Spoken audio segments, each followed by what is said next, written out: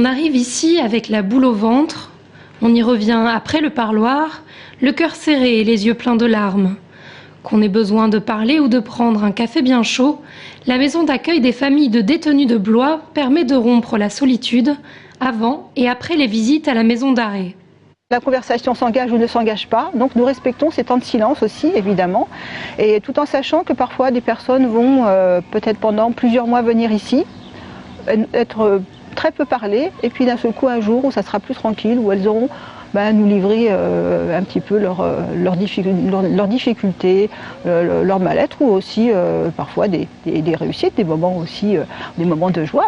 Il va être libéré maintenant, ou je suis soucieuse, il passe en commission d'application des peines. Enfin voilà, des choses, ou carrément des fois de leur histoire. Voilà. Donc ces moments-là, il faut savoir les recueillir et savoir les écouter. Une oreille attentive, de l'empathie et un bon nombre de conseils, des choses simples mais difficiles à obtenir pour les familles qui souffrent souvent du regard des autres. Je vais en ville des fois, tiens c'est la femme du prisonnier, c'est le tôlard, ça va être une tôlarde elle aussi, c'est beaucoup de choses comme ça, beaucoup de gens méchants surtout, qui fait que nous on peut être triste et quand on arrive ici on oublie tout, on passe la grille, on oublie tout. Une solidarité primordiale pour les familles qui se retrouvent parfois sans aucune ressource du jour au lendemain. Ils ne se préoccupent pas des familles qu'il y a derrière.